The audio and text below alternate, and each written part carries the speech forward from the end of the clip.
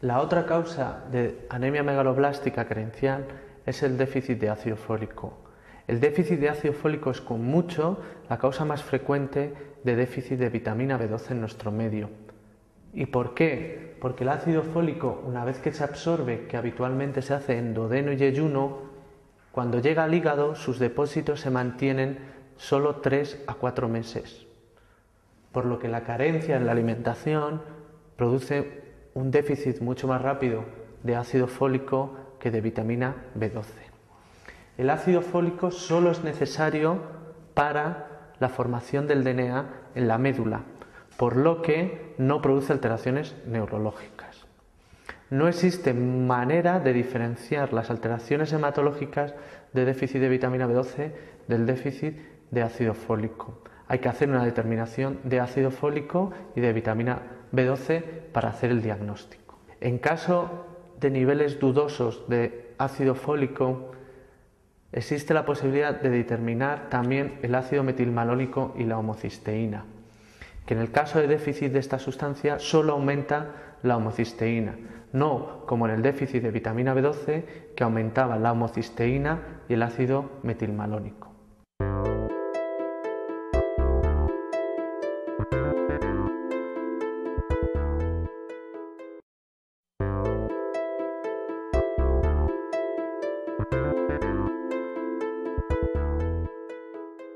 El último gran grupo de anemias que hay que saberse para el MIR es el grupo de las anemias hemolíticas. Hasta hace pocos años este grupo de enfermedades era el más preguntado del MIR dentro del bloque de hematología.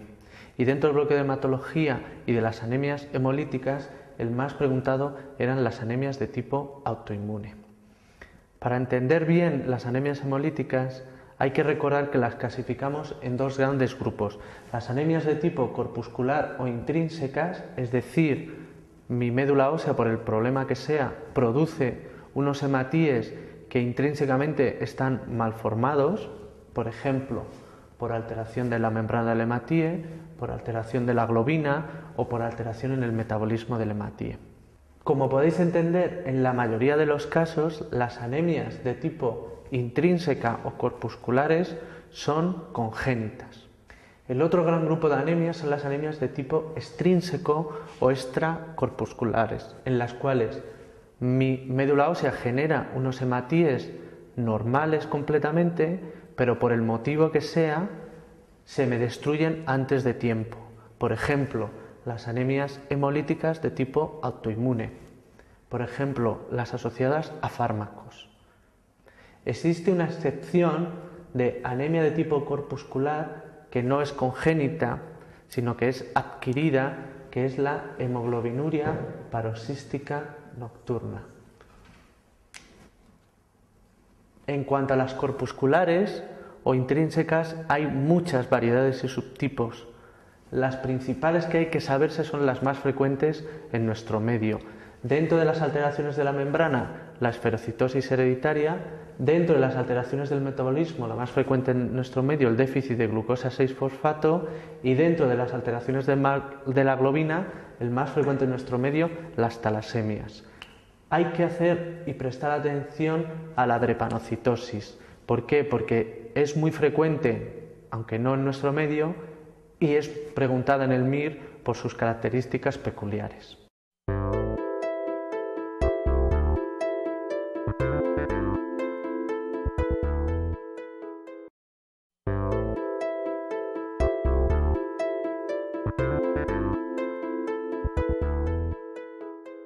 Dentro de las anemias hemolíticas de tipo corpuscular, la más frecuente por alteración de la membrana en nuestro medio es la esferocitosis hereditaria. La esferocitosis hereditaria es una enfermedad de tipo congénito que se caracteriza por una alteración en la formación de la membrana del hematíe por una mutación. Esta alteración en la membrana del hematíe va a producir por un camino un hematíe más pequeño de lo habitual, que se conoce con el nombre de esferocito, y que produce característicamente el descenso del volumen en sangre periférica. Y por otro lado produce un hematíe más frágil de lo habitual. La conjunción de las dos cosas da la clínica de esta enfermedad, que se suele producir hacia la pubertad o en la adolescencia, aunque pueda aparecer a cualquier edad, que es un síndrome hemolítico de tipo crónico y extravascular, es decir, que la destrucción del hematíe se produce en el bazo. La clínica característica de este síndrome hemolítico crónico extravascular es la ictericia por aumento de la bilirrubina, los cólicos biliares de repetición y la esplenomegalia. El caso clínico típico es el que veis en la pregunta: una persona joven, pubertad, adulto joven, con un cuadro de repetición de cólicos biliares y con bazo palpable, que al hacerle una analítica nos encontramos una anemia con volumen disminuido. Si hiciésemos una extensión de sangre periférica, veríamos los esferocitos y mediante técnicas bioquímicas y de genética podríamos poner de manifiesto la mutación que lleva a cabo esta enfermedad. El tratamiento de esta enfermedad, como podéis entender, si donde se destruyen los hematíes es en el bazo, el tratamiento será la esplenectomía.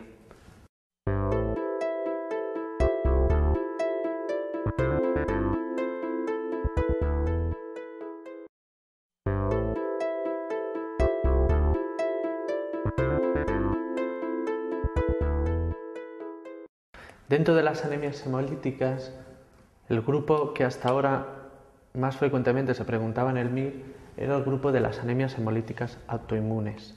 Las anemias hemolíticas autoinmunes se producen fundamentalmente por dos anticuerpos.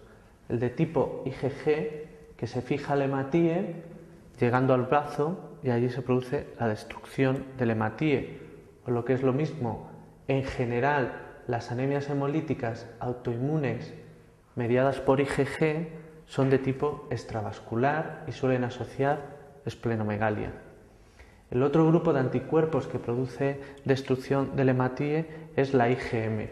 La IgM lo que hace es activar el complemento y dentro del propio vaso se produce la destrucción del hematíe, por lo que en general podemos decir que las enfermedades hemolíticas autoinmunes mediadas por IgM son de tipo intravascular.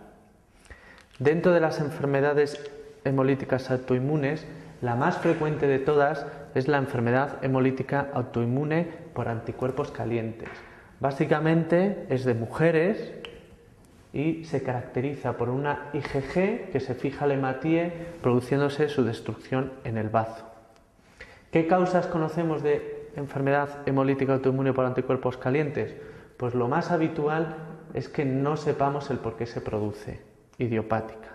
Cuando se asocia a otras enfermedades, en el MIR hay que recordar dos básicamente: el lupus eritematoso sistémico y la leucemia linfática crónica.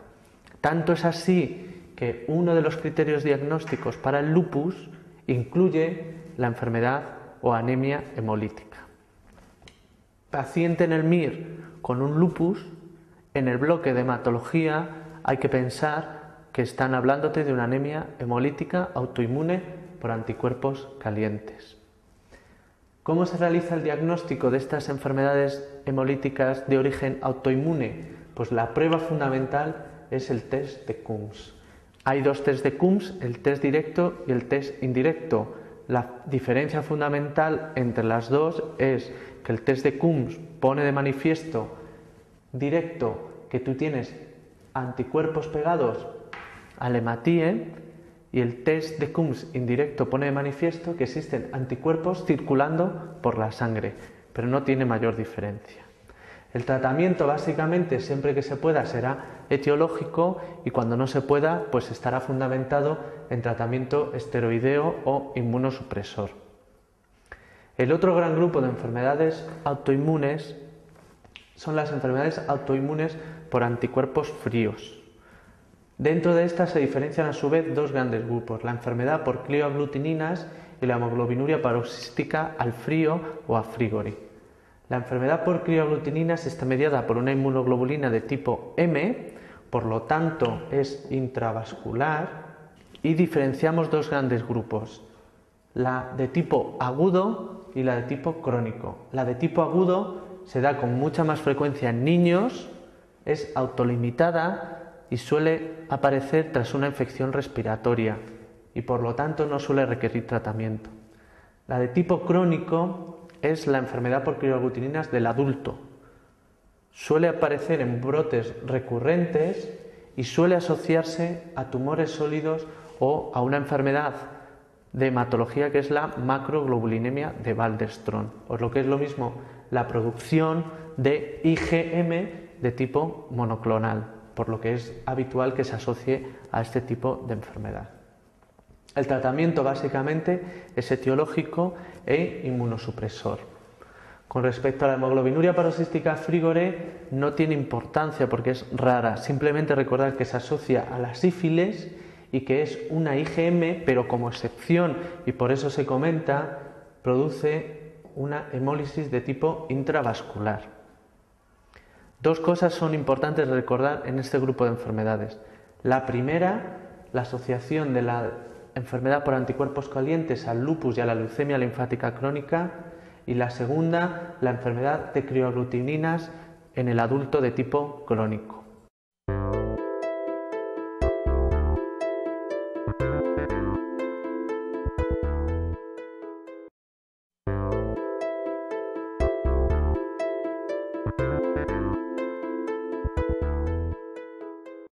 El último grupo de las anemias que quiero comentar es la hemoglobinuria paroxística nocturna. La hemoglobinuria paroxística nocturna, dependiendo del texto que se mire, se incluye dentro de las anemias hemolíticas o se incluye dentro de las insuficiencias medulares. ¿Por qué? Porque es una enfermedad que cursa con pancitopenia. Como hemos visto, es una mielopatía clonal. Una mielopatía clonal debida a la formación de un clon más susceptible a la acción del complemento. ¿Y por qué este clon es más susceptible a la acción del complemento? Porque carece de dos inhibidores fisiológicos de la acción de este sistema, que son el CD59 y el CD55. Esta mutación a día de hoy la conocemos y se denomina mutación en el gen PIGA. La clínica habitual es una anemia de tipo hemolítico, crónico e intravascular por la acción del complemento. Esto se traduce en aumento de la LDH, aumento de la bilirrubina, ictericia, cólicos biliares de repetición, por precipitación de la hemoglobina en la orina, insuficiencia renal y por la clínica repetida un estado de ferropenia. Como es un clon de una mutación de la stem cell, es habitual que los pacientes tengan pancitopenia y clínica derivada de esta pancitopenia, infecciones de repetición o hemorragias.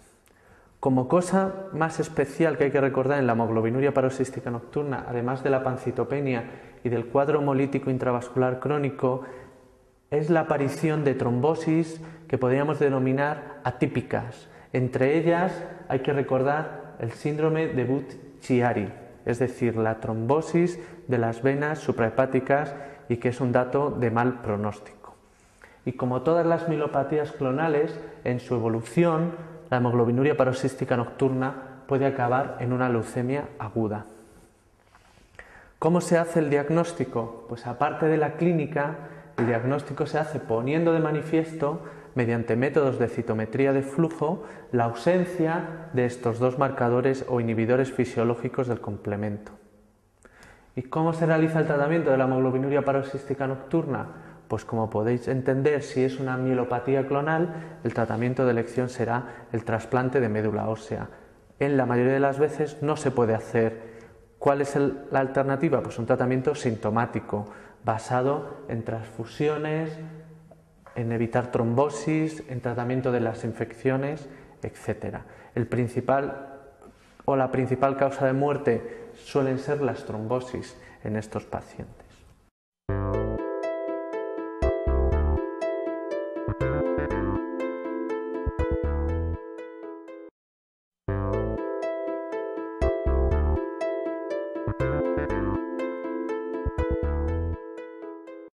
Terminando con las anemias, iniciamos el grupo de enfermedades que se pueden englobar dentro de la patología neoplásica hematológica o la oncohematología.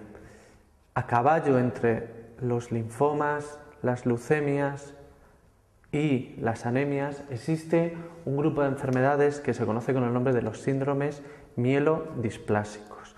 Los síndromes mielodisplásicos se engloban dentro de las mielopatías clonales, por lo tanto, la mayoría de las veces es idiopático, por lo tanto, asocia enfermedades congénitas y, por lo tanto, a veces es derivado de tratamientos con fármacos, quimioterapia, radioterapia, etc. Los síndromes mielodisplásicos son de curso indolente, progresivo, de personas habitualmente mayores, y la clínica característica es un cuadro derivado de esta displasia de la médula ósea, que produce una alteración en la forma y en la función de las células sanguíneas. Esto también se conoce con el nombre de eritropoyesis o hematopoyesis ineficaz. Anemia, por lo tanto, con aumento del volumen por la alteración en la forma de los precursores y de tipo refractario, es decir, que no responde bien a los tratamientos. Hay que tener en cuenta que dentro de los grupos de las anemias megaloblásticas o macrocíticas, en el estudio que haríamos de este paciente, todos los valores de vitamina B12, ácido fólico, hormonas tiroideas, etc., estarían normales. Como es una alteración de la médula, es habitual que se asocie a pancitopenia, descenso de las 3 series. Si nos fuésemos a médula ósea, encontraríamos una displasia de esta. De hecho, el diagnóstico requiere la biopsia de la médula ósea. Una alteración en la sangre periférica característica que hay que recordar es que los neutrófilos aparecen hiposegmentados, al contrario de lo que aparecía en las anemias megaloblásticas por déficit de vitamina B12 y de ácido fólico, que lo que veíamos son los neutrófilos hipersegmentados. Esta anomalía se conoce con el nombre de pseudo-Pelger. Y, como podéis entender, al ser una displasia de la médula, es decir, el paso previo a la malignización de las células, es frecuente que los síndromes mielodisplásicos terminen en una leucemia. En general, y de cara al MIR, el síndrome mielodisplásico lo preguntan como un cuadro clínico en el cual un paciente mayor tiene una anemia macrocítica con cierta pancitopenia y que al hacerle el estudio de vitamina B12, ácido fólico, hormonas tiroideas, es decir, de todas las causas que conocemos de macrocitosis, no existe ninguna alteración. Siguiente paso, siempre hacer una biopsia de médula ósea. ¿Cuál sería el tratamiento de los síndromes mielodisplásicos? Pues como todas las mielopatías clonales, el tratamiento se fundamenta en el trasplante de médula ósea. Si bien, al ser pacientes mayores, esto no siempre es posible.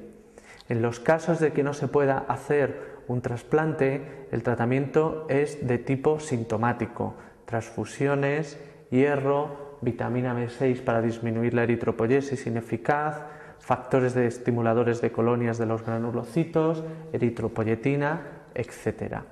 Y una vez que aparece la leucemia, al ser una leucemia secundaria a un síndrome mielodisplásico, tienen muy mal pronóstico.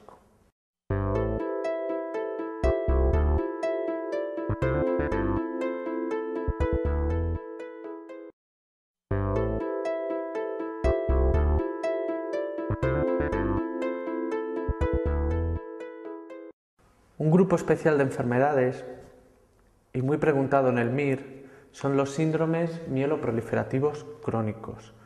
Para entender bien los síndromes mieloproliferativos crónicos y linfoproliferativos crónicos, hay que tener claro un concepto. Los síndromes mieloproliferativos crónicos los podemos dividir en 4 grupos dependiendo de las células que predominen en sangre periférica o que predomine su proliferación. Así llamamos a la leucemia mieloide crónica aquel síndrome que cursa con un aumento de leucocitos. Policitemia vera, aquel síndrome que cursa con un aumento de los glóbulos rojos. Trombocitemia esencial, aquel síndrome que cursa con aumento de las plaquetas. Y mielofibrosis primaria, que estaría un poco fuera de este concepto, cuya alteración fundamental es la fibrosis idiopática y primaria de la médula ósea. ¿Qué esperaríamos encontrar, por lo tanto, en una sangre periférica de un síndrome mieloproliferativo crónico? Pues un aumento de las células de aspecto normal. Muchos glóbulos rojos, muchos leucocitos, muchas plaquetas, pero de aspecto normal. Y si nos fuésemos a médula ósea, ¿qué esperaríamos encontrar en la médula ósea de estos pacientes? Pues un aumento de los precursores, pero de aspecto normal. En contraposición a estos síndromes crónicos están los síndromes mieloproliferativo de tipo agudo, es decir, mi médula ósea de manera aguda empieza a producir células de estirpe mieloide y que tienen la capacidad de invadir otros órganos. Esto no es más que una leucemia mieloide aguda. ¿Qué esperaríamos encontrar en una médula ósea de un síndrome mieloproliferativo agudo o de una leucemia mieloide aguda? Pues un aumento del número de blastos, más de un 20% de blastos de estirpe mieloide. ¿Y qué esperaríamos encontrar en una sangre periférica de un síndrome mieloproliferativo agudo? Pues descenso de las células normales, es decir, anemia, neutropenia y trombopenia. ¿Por qué? Porque si en mi médula ósea, para diagnosticar una leucemia, tengo que tener más de un 20% de blastos, puedo que tenga 80%, con lo cual mi médula ósea normal es muy poca. Esto hace que a sangre periférica salgan pocas células de aspecto normal, acompañada o no de blastos. Estos blastos la máquina los cuenta como leucocitos, por lo que puede haber leucocitosis, pero básicamente a expensas de los blastos. Y sin embargo, mis células normales, es decir, mis plaquetas normales, mis leucocitos normales, están descendidos. Muy importante tener claro este concepto para diferenciar un mieloproliferativo de tipo crónico de un mieloproliferativo de tipo agudo o leucemia mieloide aguda. Dentro de los síndromes mieloproliferativos crónicos, el más frecuente de todos y el más frecuente preguntado en el MIR es la leucemia mieloide crónica.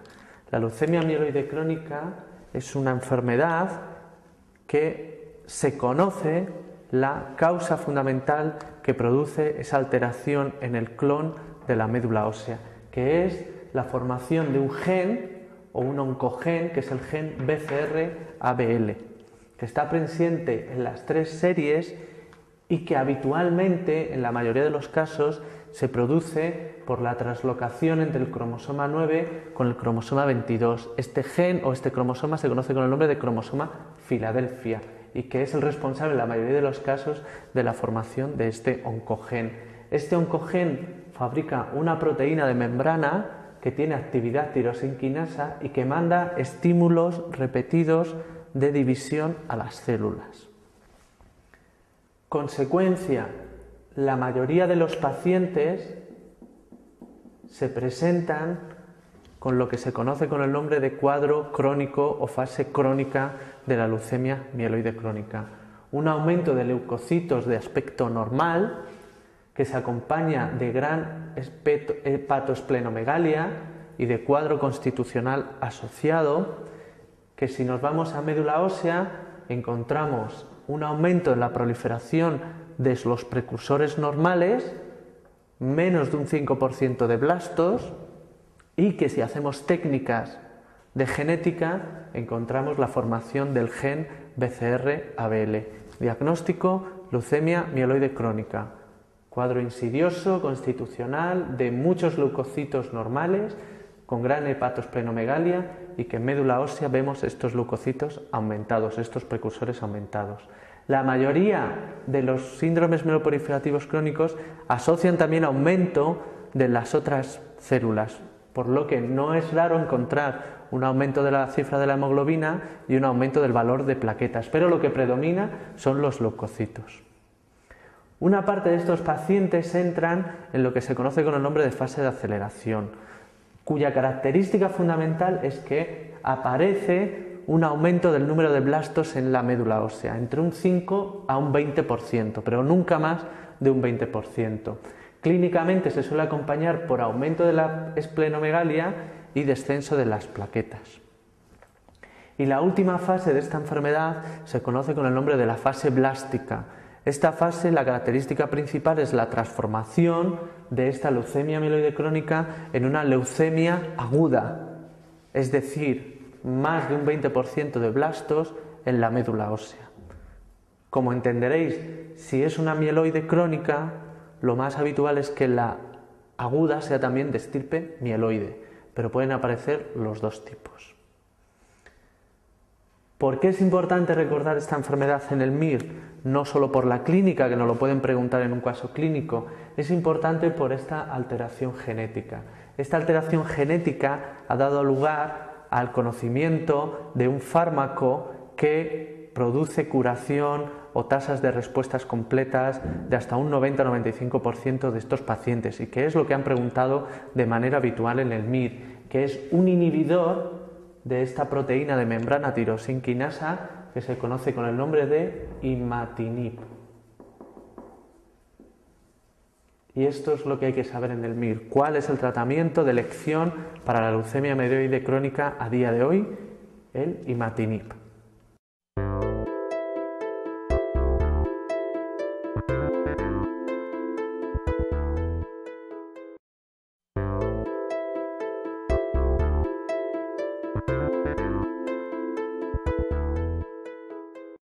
Dentro de los otros síndromes mieloproliferativos crónicos, si bien no son tan importantes como la leucemia mieloide crónica, es interesante recordar algún dato. Dentro de los que mayor importancia podría tener, sin duda, el que hay que estudiar mayormente es la policitemia vera. La policitemia vera es un síndrome mieloproliferativo crónico cuya principal característica es un aumento del valor y de la cifra de glóbulos rojos. Esto hace que la policitemia vera entre dentro del diagnóstico diferencial de las poliglobulias. Siendo así, la poliglobulia primaria, es decir, no tenemos una causa que no la justifique, la policitemia vera, y las poliglobulias secundarias, aquellas en las cuales sí hay una causa para ese aumento de los valores de glóbulos rojos. Causas de estos aumentos de los valores de glóbulos rojos hay muchas: insuficiencia respiratoria crónica, fumadores, el cáncer renal, etc. Luego, para hacer el diagnóstico de policitemia vera hay que descartar las otras causas. En el MIR lo que preguntan de manera repetida de la policitemia vera es ¿qué pasa con la eritropoyetina? En las poliglobulias secundarias, la alteración fundamental es que el aumento de la eritropoyetina aumenta el valor de los glóbulos rojos. En la policitemia vera, la eritropoyetina nunca estará elevada, porque la causa no es el aumento de la EPO, es una alteración propia de la médula ósea que produce de manera repetida aumento de los glóbulos rojos. Como suponéis, se asocia, igual que todos los mieloproliferativos crónicos, a un cuadro constitucional, progresivo, hepatoesplenomegalia, etc. Con respecto a la trombocitemia esencial, simplemente decir que lo que predomina es el aumento de las plaquetas y que para hacer el diagnóstico hay que descartar todas aquellas causas de aumento de plaquetas secundarias. Ejemplo, la ferropenia. Todos los otros síndromes mieloproliferativos, la leucemia mieloide crónica, la policitemia vera, leucemias, etc. Todas estas enfermedades cursan con aumento de plaquetas, pero la causa no es únicamente esa, sino que es asociada a otro síndrome. Y por último, la más infrecuente de todas es la mielofibrosis primaria, o lo que es lo mismo, la fibrosis colágena idiopática y no conocida de la médula ósea. Esta fibrosis de la médula ósea ya sabemos lo que produce. Por un lado va a producir una anemia con dacreocitos asociando o no un síndrome leucoritoblástico y la causa fundamental es desconocida, por lo que para hacer el diagnóstico de mielofibrosis primaria hay que descartar todas las causas conocidas de fibrosis de la médula. En general, todos los otros síndromes mieloproliferativos crónicos y mieloproliferativos agudos. Este cuadro clínico cursa con gran hepato y esplenomegalia, secundario a que, como la médula es incapaz de producir células de aspecto normal, esto se traslada, esta formación de estas células, al hígado y al bazo. Eso se conoce con el nombre de metaplasia mieloide acnogénica. Es decir, la transformación de un tejido normal en otro normal, eso se conoce como metaplasia mieloide porque forma las células de la médula ósea y acnogénica porque no lo conocemos. Este es el otro nombre que adquiere la mielofibrosis primaria.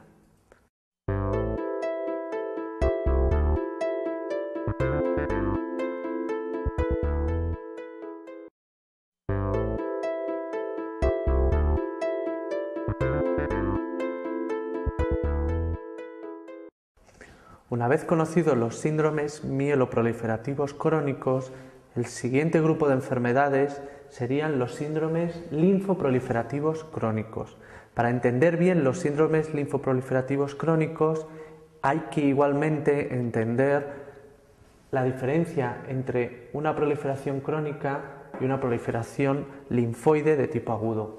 Hablamos de un síndrome linfoproliferativo crónico, aquel que se acompaña en médula ósea de un aumento de los precursores de aspecto normal, que se traduce en sangre periférica de un aumento de los linfocitos o de la serie linfoide de aspecto normal. Típico ejemplo, la leucemia linfática, pues linfoproliferativo crónica, que podríamos asemejarla a la mieloide crónica, pero por la serie linfoide.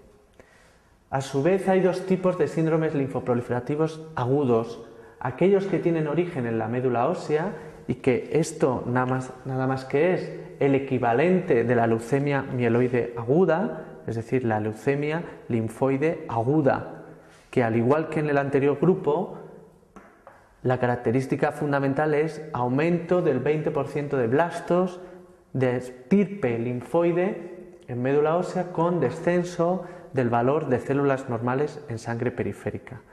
Pero dentro de este grupo, a su vez, se diferencian los síndromes linfoproliferativos agudos cuyo origen está fuera de médula ósea.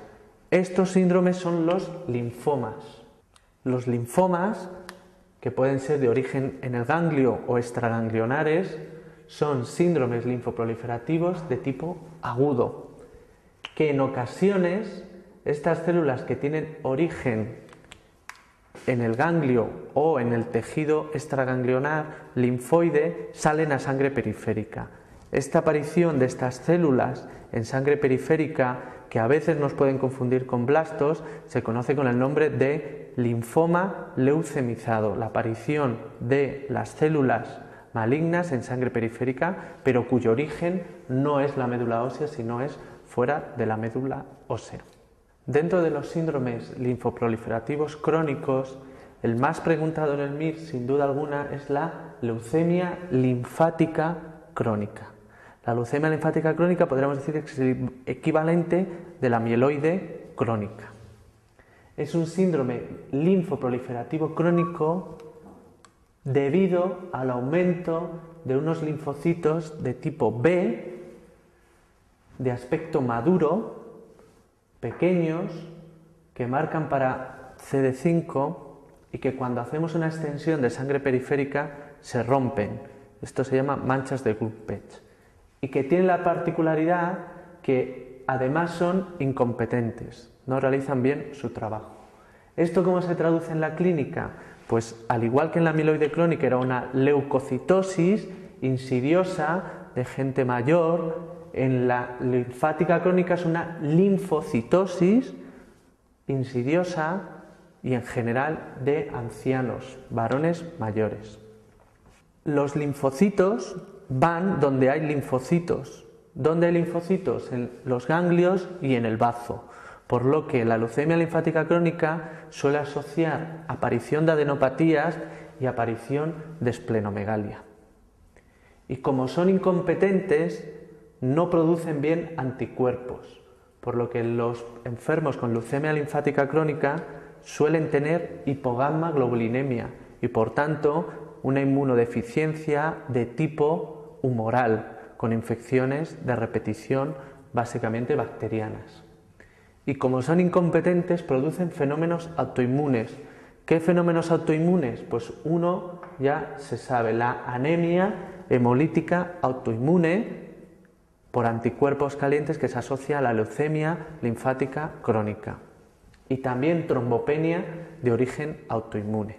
Es importante diferenciar este tipo de anemias autoinmunes de la anemia y la trombopenia que se produce al final de la enfermedad debida al agotamiento de la médula ósea. ¿Por qué es importante diferenciarlo? Porque la anemia y la trombopenia secundaria a agotamiento de la médula indica el estadiaje más avanzado de la leucemia linfática crónica.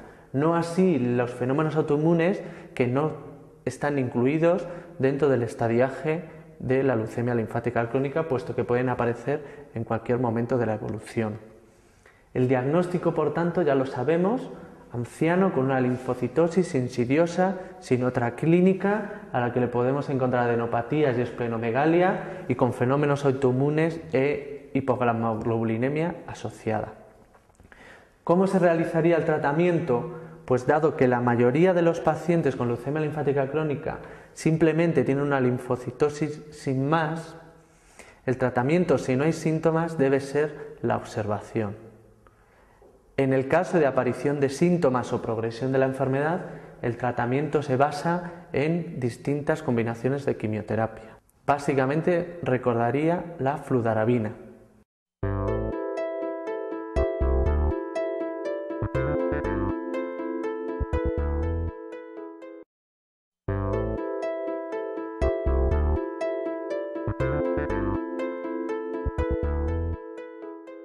Conocidos los síndromes mielo y linfoproliferativos de tipo crónico, hay que empezar con los síndromes mielo y linfoproliferativos de tipo agudo, es decir, las leucemias agudas.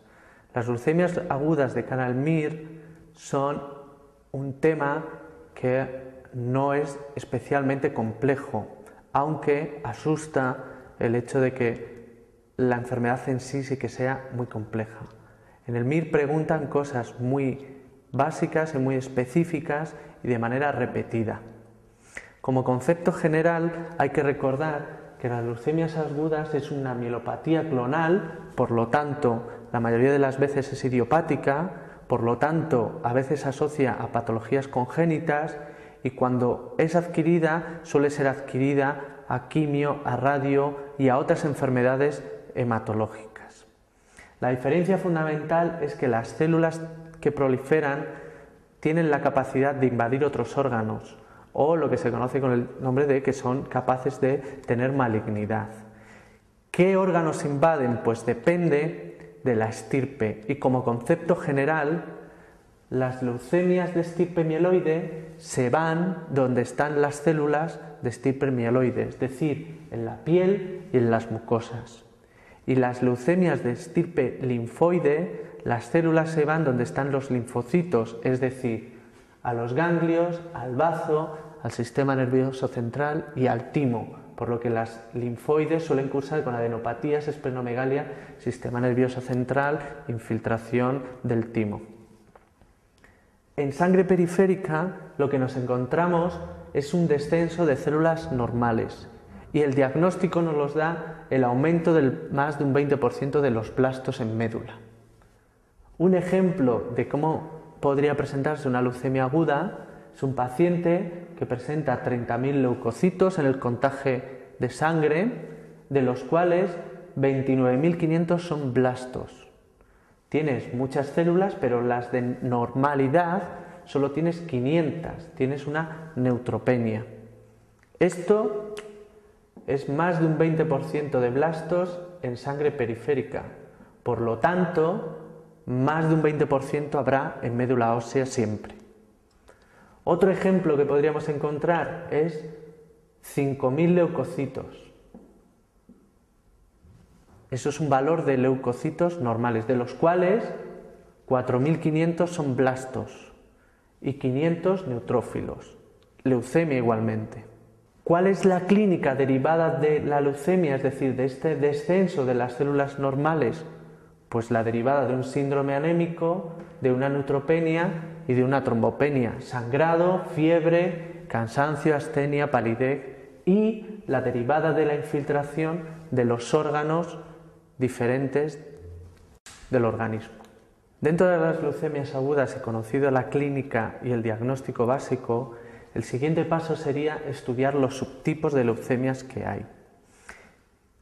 Dentro del MIR no es importante saberse la clasificación de arriba a abajo. Es interesante tener una serie de conceptos generales que nos pueden ayudar a la hora de sacar el caso clínico si así fuese. El caso clínico se puede complicar todo lo que se quiera. Si esto es así, pues en general es una pregunta no discriminatoria y que no hay que insistir más en su resolución.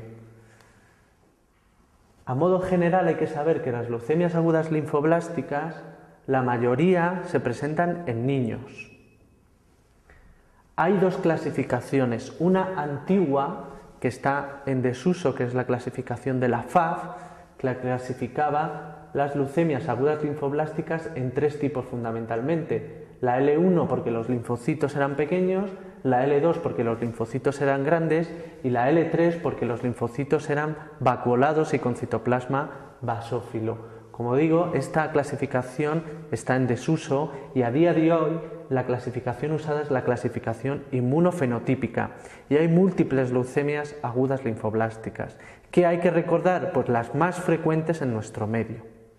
La más frecuente de todas es la leucemia aguda linfoblástica común, porque es la más común, 90%, y cuya característica principal es que los linfocitos marcan para el antígeno de la leucemia aguda linfoblástica común, o CALA positivo.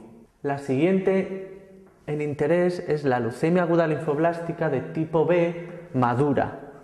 Supone un 5% aproximadamente de las leucemias agudas linfoblásticas y la característica fundamental que la diferencia es que sobreexpresan inmunoglobulina de superficie de tipo monoclonal. Un linfocito B se dice que es maduro cuando tiene expresadas las inmunoglobulinas de superficie, pues su clonalidad es la que da el nombre a la tipo madura.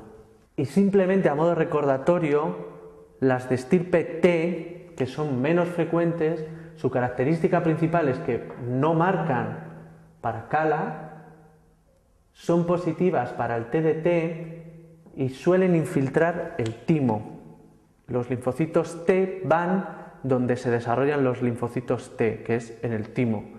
Con lo cual, ante un caso clínico que haya un ensanchamiento mediastínico, hay que pensar en una leucemia aguda linfoblástica de tipo T. Dentro de las leucemias agudas mieloides, hay que recordar que son mucho más frecuentes en adultos y que hay dos clasificaciones. Una antigua que está en desuso y una más actual que es la clasificación de la OMS, que es la más usada en este momento. Recordando la clasificación de la FAB, las leucemias agudas mieloides se diferenciaban en 8 subtipos, desde la M0 a la M7, siendo indiferenciadas sin maduración, con maduración, la promielocítica, etc.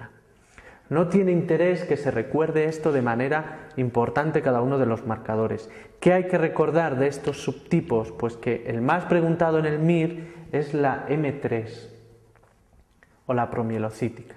¿Y por qué es la más preguntada en el MIR? Porque tiene un tratamiento especial y distinto al resto de las leucemias. Y como es distinto, pues lo preguntan en el MIR. Y lo que tenéis que recordar es que se asocia al tratamiento ácido retinoico debido a la sensibilidad que tiene esta leucemia a este subtipo de fármaco. En cuanto a la clasificación de la OMS, es relativamente sencilla y no merece la pena detenerse. Simplemente clasifica las leucemias agudas de estirpe mieloide en leucemias agudas de estirpe mieloide secundarias, primarias, primarias con distintas translocaciones y alteraciones citogenéticas, que más o menos vienen a ser las equivalentes a estas de aquí, leucemias agudas mieloides asociadas a displasia, etc. Con respecto al tratamiento de las leucemias, igualmente no merece la pena estudiarse los distintos esquemas de quimioterapia que existen, las distintas combinaciones, porque esto dependerá del grupo y de los protocolos de cada hospital. Sí que es interesante recordar que el tratamiento se basa en dos objetivos. El primer objetivo es la inducción a la remisión mediante distintos esquemas de quimioterapia y que básicamente lo que buscan es que esa persona no se muera de la leucemia. En el caso de las leucemias agudas linfoblásticas, además de la quimioterapia de inducción, hay que realizar profilaxis del sistema nervioso central, que en el caso de las leucemias agudas mieloides no hay que realizarlo. Una vez que se ha inducido la remisión de la leucemia, el siguiente paso, el 2, es la desaparición de las recurrencias o de la probabilidad de recidiva, o lo que es lo mismo, tratar la enfermedad mínima residual. Esto en general y como concepto se realiza con trasplante de médula ósea, bien alogénico o bien autólogo, en los dos tipos de enfermedades.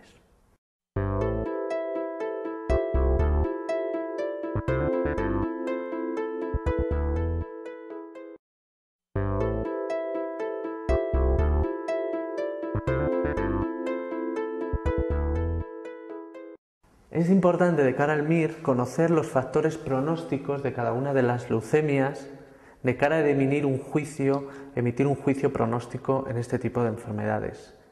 Los factores pronósticos de las leucemias son de sentido común, es decir, en el caso de las leucemias agudas linfoides, pues niños muy pequeñitos, menores de 1 año, o muy mayores, 10 años, mucha leucocitosis al diagnóstico, lenta respuesta al tratamiento, que sean de tipo T, que no sean las más frecuentemente conocidas, es decir, que no sea la común, y lo que es más importante y lo que preguntan en el MIR, la presencia de cromosoma Filadelfia.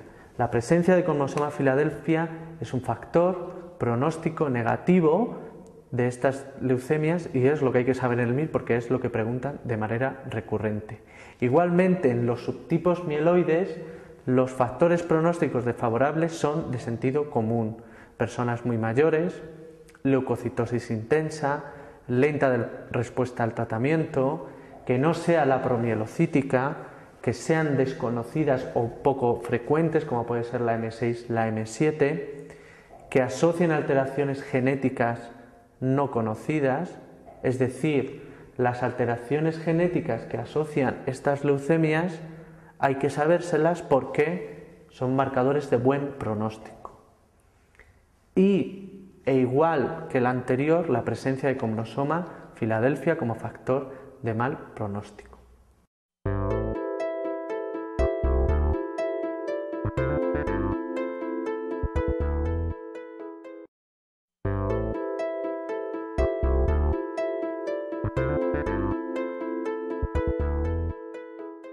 Con respecto a los linfomas, es decir, síndromes linfoproliferativos agudos que nacen fuera de médula ósea, hay que diferenciar dos grandes grupos de enfermedades, la enfermedad de Hodgkin y los linfomas no Hodgkin.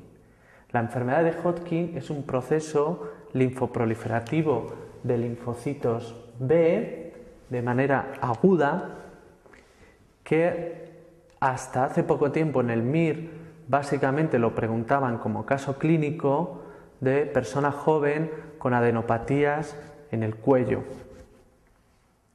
Últimamente están preguntando la histología o la anatomía patológica de la enfermedad de Hodgkin que divide a los distintos subtipos que hay. Para entender bien los distintos subtipos de la enfermedad de Hodgkin hay que recordar los distintos tipos de células que mira el patólogo a la hora de hacer un diagnóstico. Se diferencian 4 grandes grupos celulares en la enfermedad de Hodgkin. La típica célula, la célula de Rett-Steinberg, que es una célula con un núcleo bilobulado y nucleolos en espejo, y que suele ser positiva para el CD30 y para el CD15. La segunda en importancia que hay que recordar es la célula lacunar. La célula lacunar es una célula con un núcleo muy grande, basófilo y citoplasma escaso. La tercera variedad es la célula de Hodgkin. La célula de Hodgkin es la variante uninuclear de la célula de Rett-Steinberg. Y la última variedad a recordar es la célula en palomita de maíz, o lo que es lo mismo, una célula con el núcleo plegado, abigarrado, que tiene esa disposición en palomita de maíz y que es CD30 negativo y CD15 negativo. Estos distintos tipos de células definen los distintos tipos histológicos de la enfermedad de Hodgkin. Así, el más frecuente de todos es el subtipo esclerosis nodular, que como su nombre indica, se ve esclerosis o fibrosis en nódulos en el ganglio y un predominio de células de estirpe lacunar. El segundo para recordar es el de celularidad mixta. Celularidad mixta, como su nombre indica, hay en el ganglio una mezcla de células de distintos subtipos, eosinófilos, basófilos, monocitos, etc. Y la célula predominante es la célula de Rett-Steinberg. El subtipo celularidad mixta es el que se asocia con más frecuencia a la infección por el virus de Steinberg. El tercer tipo a recordar es el tipo deplección linfoide. Deplección linfoide llama la atención de que al hacer la biopsia de un ganglio que ha crecido se ve que no hay linfocitos, ausencia de linfocitos, y de ahí su nombre. Y la célula que recordamos que hay que ver es la célula de Hodgkin. El subtipo de deplección linfoide es el de peor pronóstico. Y el último subtipo a recordar es el de predominio linfocítico. Dentro del predominio linfocítico hay 2 subvariedades, la difusa y la nodular. ¿Y por qué tiene importancia diferenciarlas? Porque la nodular forma, al igual que la anterior, esclerosis o fibrosis en nódulos, con lo cual a veces no es fácil diferenciarla de la esclerosis nodular. La diferencia está en el subtipo de células, ya que en el subtipo nodular de predominio linfocítico la célula que se ve es la célula en palomita de maíz. Este subtipo de aquí tiene muy buen pronóstico. Tanto es así que a día de hoy se saca de los subtipos de la enfermedad de Hodgkin y se clasifica como una entidad independiente. Así, existe una enfermedad de Hodgkin clásica, enfermedad esclerosis nodular, celularidad mixta, deplección linfoide y predominio linfocítico difuso, y una enfermedad de Hodgkin tipo predominio linfocítico nodular.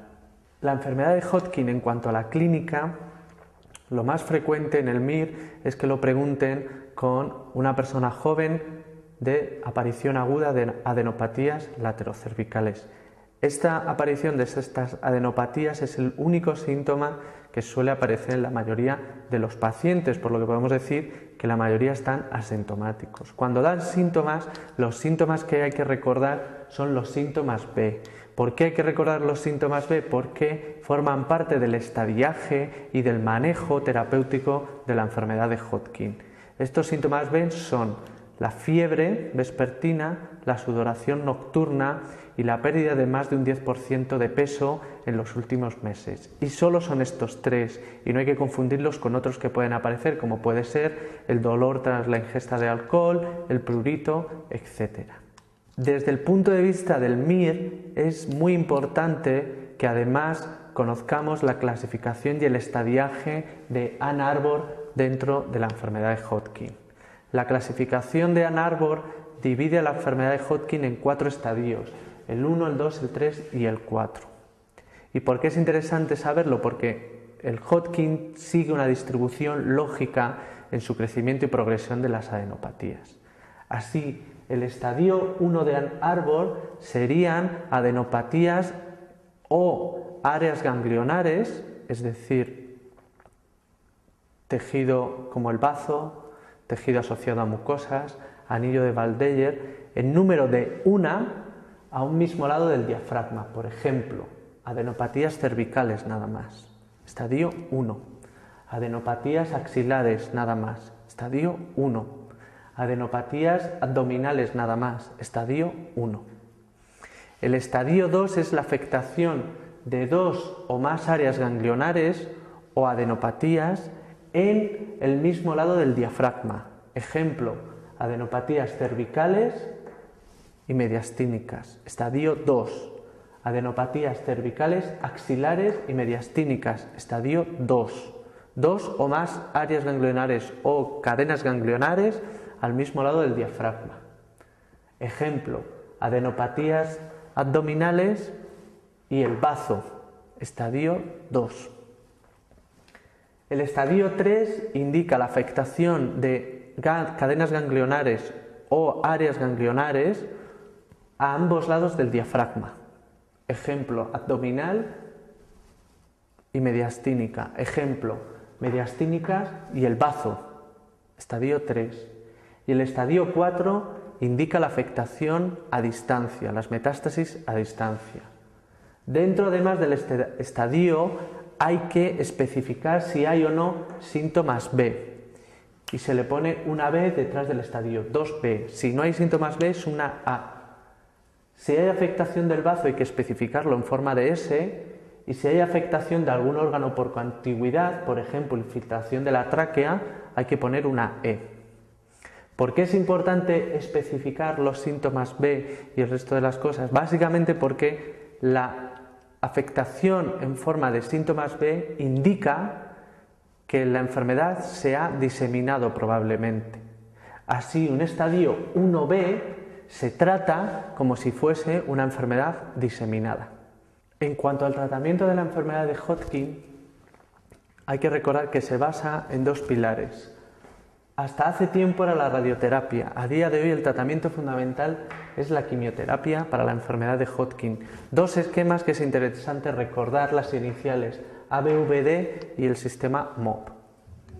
La radioterapia a día de hoy se ha quedado relegada para situaciones de estadios 1A muy localizados o en todos aquellos estadios que se denominan bulky. Bulky es sinónimo de masa de más de 10 centímetros o más de 1/3 del diámetro del diafragma. Así, los estadios 1A localizados se pueden tratar solamente con radioterapia, los estadios 1A no localizados y el 2A se deben tratar con quimioterapia, en general 4 ciclos, más menos radioterapia si es masa bulky, y los estadios 3A al 4 y todos los B, que esto es importante, se deben tratar con quimioterapia, en general hasta 6 ciclos, más menos radioterapia si es una enfermedad de tipo bulky.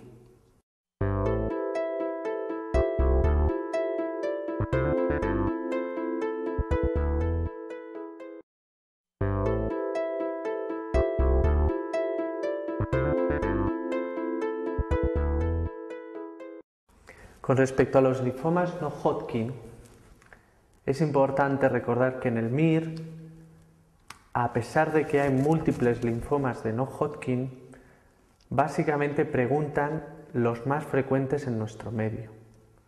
Con lo cual, estos son los que hay que estudiar. El resto no merece la pena profundizar en ellos. A rasgos generales, de cara al MIR, hay que recordar que los linfomas no Hodgkin los diferenciamos o los clasificamos en 2 grandes grupos: linfomas no Hodgkin de alto grado y linfomas no Hodgkin de bajo grado. Cuando hablamos de un linfoma no Hodgkin de alto grado, a rasgos generales decimos que son aquellos que están formados por células grandes o, lo que es lo mismo, que terminan en blástico, centroblástico, inmunoblástico, etc. Sus características principales son que al diagnóstico están sintomáticos, tienen un rápido crecimiento. Esto hace que se diagnostiquen en estadios precoces y localizados, dado que dan síntomas de manera muy rápida, y en general, como tienen alta tasa de replicación, responden bien al tratamiento, aunque sin embargo su pronóstico es malo, dado su agresividad. Los linfomas de bajo grado no Hodgkin suelen ser sinónimos de células pequeñas o lo que es lo mismo que terminen en cítico, linfocítico, de célula pequeña, etc. Suelen estar asintomáticos al momento del diagnóstico porque tienen un lento crecimiento. Esto hace que cuando los descubramos, la mayoría de los casos el linfoma esté diseminado y afecte a otros órganos. Y como tienen tasa de replicación lenta, no suelen responder bien al tratamiento, aunque sin embargo, dado su lento crecimiento, tienen mejor pronóstico que los altos grados. Con respecto a las variedades que existen de los linfomas no Hodgkin, como hemos comentado, lo importante es que se conozcan los más frecuentes en nuestro medio. Los más frecuentes en nuestro medio podemos decir que son estos 4 subtipos diferentes: el linfoma folicular, el linfoma B difuso de células grandes, el linfoma del manto y el linfoma de Burkitt. El más frecuente de todos es el linfoma folicular.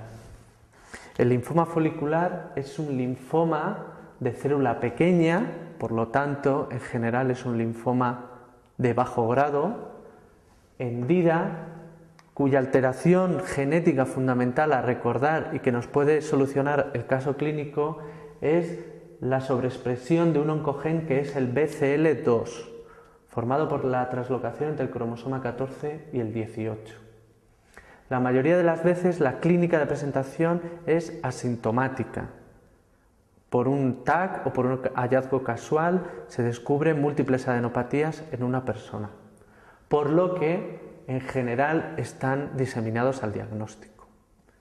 Como la mayoría de los pacientes están asintomáticos, hasta que no da clínica, la conducta aceptada es la observación.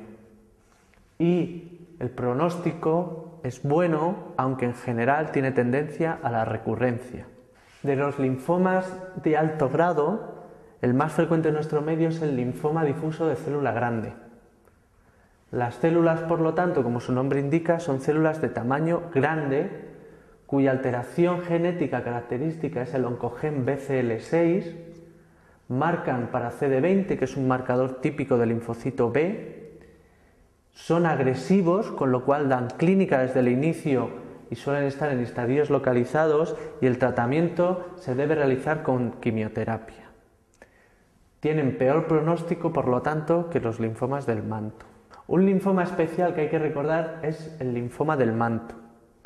Es un linfoma de célula mediana cuya alteración característica citogenética es la translocación 11-14 o formación del oncogen BCL1.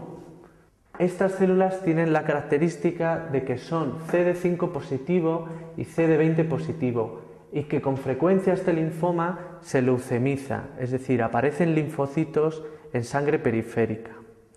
Si recordamos linfocitos en sangre periférica CD5 positivos, hay que diferenciarlo de la leucemia linfática crónica. ¿Cómo se diferencia? Pues básicamente determinando la translocación genética 11-14. El tratamiento debe ser con quimioterapia y el pronóstico también es malo. Y por último, simplemente recordar uno especial, que es el linfoma de Burkitt, que tiene interés por los distintos subtipos o subgrupos donde puede aparecer, entre ellos niños o VIH positivos. Es un linfoma de célula pequeña no hendida, cuya alteración característica es la formación del oncogen c-MYC, debido a la translocación entre el cromosoma 8 y el cromosoma 14, y que da un patrón histológico que se denomina encielo estrellado.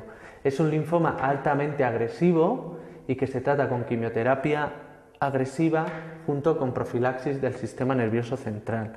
Aunque es un linfoma agresivo, su pronóstico no es del todo malo.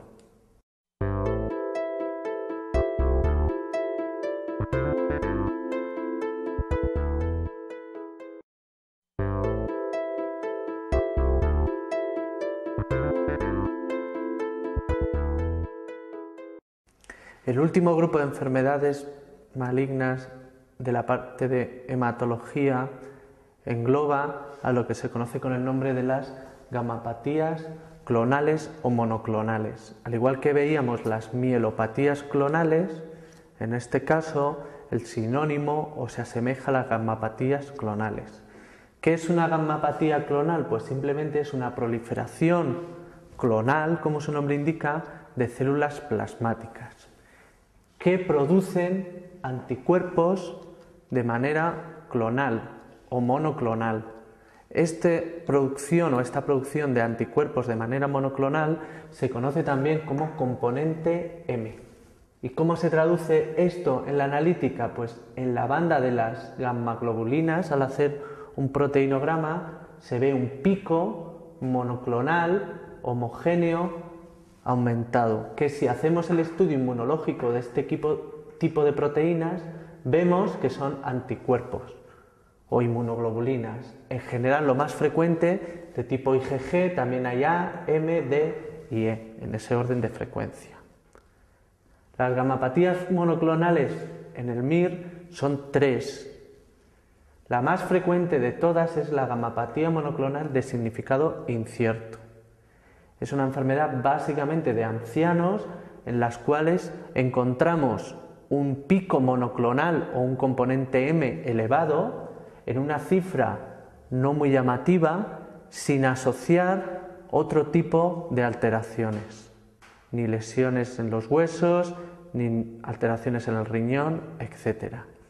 Esta gammapatía monoclonal de significado incierto, como su nombre indica, podría ser un precursor del mieloma, y tanto es así que hasta que en un 10-20% de estos ancianos en su seguimiento puede haber el desarrollo de un mieloma.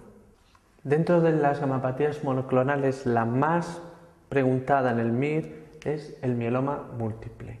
El mieloma múltiple es una enfermedad de personas mayores, ancianos, que cursa con un aumento importante de la velocidad de sedimentación globular y anemia, que en la mayoría de los casos estos pacientes están asintomáticos y que por un hallazgo casual en una analítica rutinaria se ve este aumento de la velocidad de sedimentación y esta anemia. La gammapatía monoclonal produce un aumento de la proliferación de células plasmáticas en la médula. Esta proliferación de las células plasmáticas en la médula ósea va a producir el síntoma más frecuente que se ve en los pacientes de mieloma cuando existen síntomas, que es el dolor óseo. Si hacemos una radiografía a estos pacientes con dolor óseo, aumento de la velocidad y anemia, vemos que existen lesiones óseas líticas y por destrucción del hueso, aparición de hipercalcemia. El pico monoclonal es el responsable del componente M, es decir, de la aparición de estas proteínas en sangre periférica de manera aumentada, que suele ser mayor de 3 gramos decilitro y que suele ser de tipo IgG. A su vez, estas proteínas, estas inmunoglobulinas, su cadena ligera puede aparecer en orina. Esto se denomina proteinuria de Bence-Jones. Y su acumulación en el riñón, en el intersticio del riñón, produce la patología denominada riñón del mieloma. La hipercalcemia sostenida más la infiltración del riñón o la acumulación de las inmunoglobulinas va a producir una insuficiencia renal, dato característico también de los pacientes con mieloma múltiple. Y estos anticuerpos monoclonales son malfuncionantes, por lo que los pacientes con mieloma tienen una inmunodeficiencia de tipo humoral y, por lo tanto, infecciones repetidas bacterianas siendo la principal causa de muerte. Según va avanzando la enfermedad, esta gammapatía monoclonal puede infiltrar distintos órganos. La infiltración de distintos órganos, como por ejemplo la piel, etcétera, se denomina plasmocitomas y es un proceso final en la evolución de esta enfermedad. A su vez, suele acompañarse de fibrosis o agotamiento final de la médula ósea.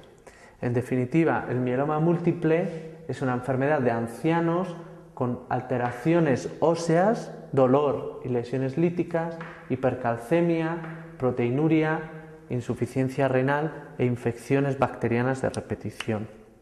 ¿Cuál es el tratamiento del mieloma múltiple? Pues como hemos dicho antes, en la mayoría de los casos los pacientes no tienen síntomas, con lo cual en estos casos está aceptada la observación. En caso de pacientes sintomáticos, depende de la edad el tratamiento de elección. Así, en pacientes menores de 70 años, el tratamiento incluye el trasplante de médula ósea. En pacientes mayores de 70 años, el tratamiento se basa en un agente alquilante que es el melphalan, asociando esteroides, en este caso la prednisona. Unos tratamientos que están en experimentación y cuyos resultados son prometedores y hay que conocer el nombre, porque alguna vez han preguntado en alguna opción en el MIR, son la talidomida y sus derivados y el bortezomib. Simplemente recordar los nombres como asociaciones a los tratamientos del mieloma clásicos que pueden en algún momento ser preguntados en el MIR.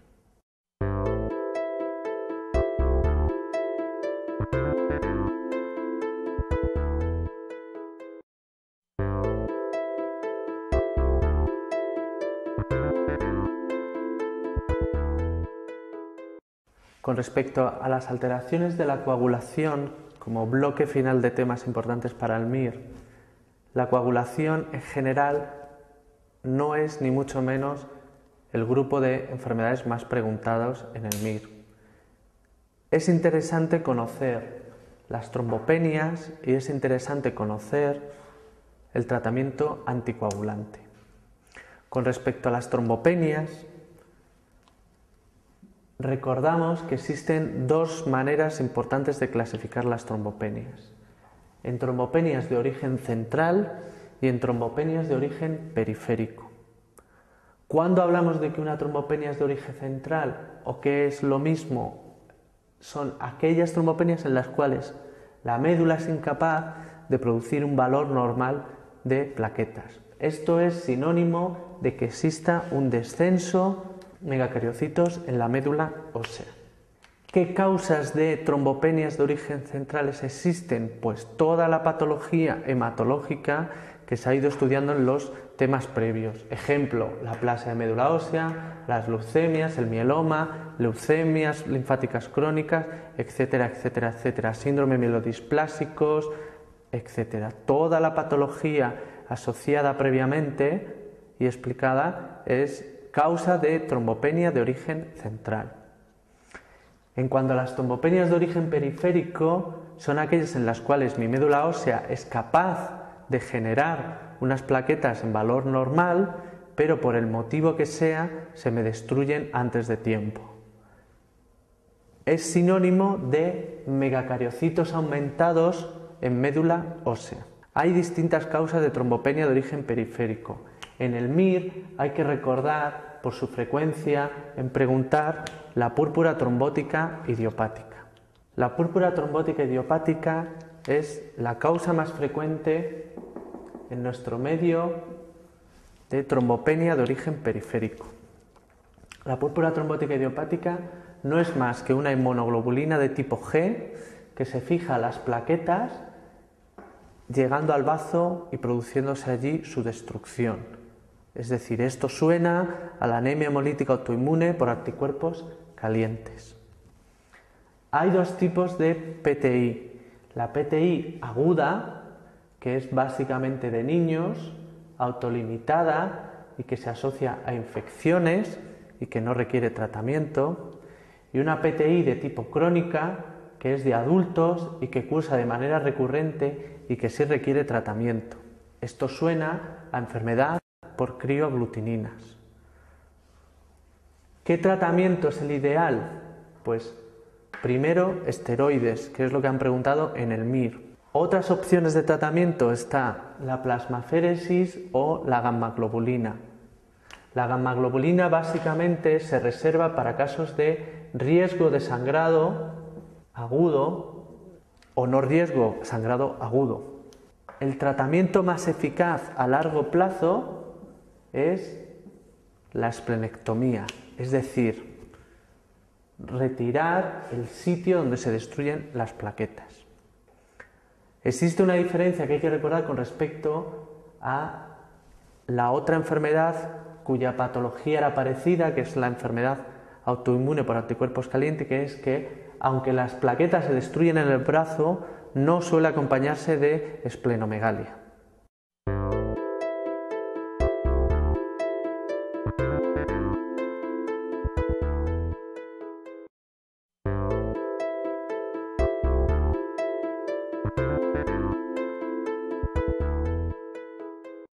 El segundo tema en importancia de la coagulación es el tratamiento anticoagulante. El tratamiento anticoagulante se divide en dos grandes grupos de fármacos, las heparinas y los anticoagulantes orales o dicumarínicos. Dentro de las heparinas podemos a su vez diferenciar dos tipos, la heparina sódica o intravenosa y las heparinas de bajo peso molecular. Su principal diferencia es que la heparina sódica requiere un seguimiento de su acción mediante la medición del tiempo de tromboplastina parcial activada, mientras que la heparina de bajo peso molecular no requiere seguimiento. Esto es pregunta del MIR siempre. El principal efecto secundario que tienen las heparinas es el sangrado, y para revertir su efecto tenemos un antídoto que es el sulfato de protamina. El otro gran grupo de tratamiento anticoagulante son los anticoagulantes orales. Los anticoagulantes orales actúan disminuyendo la producción de factores vitamina K dependientes. Su efecto no es inmediato, sino que tardan 3-4 días en empezar a hacer efecto. El seguimiento de su tratamiento se debe hacer con el INR. ¿Qué es el INR? Un cociente entre el tiempo de protrombina medido frente al tiempo de protrombina control. El principal efecto secundario, al igual que la heparina, es el sangrado, y los antídotos no existe como el sulfato de protamina, sino lo que hay que hacer es administrar los componentes que los anticoagulantes orales han destruido o han dejado de producir. En el caso de un sangrado agudo hay que administrar plasma para administrar los factores vitamina K dependientes. También se puede administrar vitamina K, que en este caso tarda más tiempo en hacer efecto y hay que demorar la espera de la corrección de la acción. Es importante recordar que el INR se ha de mantener en la mayoría de las situaciones entre 2 y 3. Hay 3 excepciones, que son los tromboembolismos de repetición, en el caso de una prótesis valvular metálica y en caso de presencia de anticoagulante o síndrome de antifosfolípido.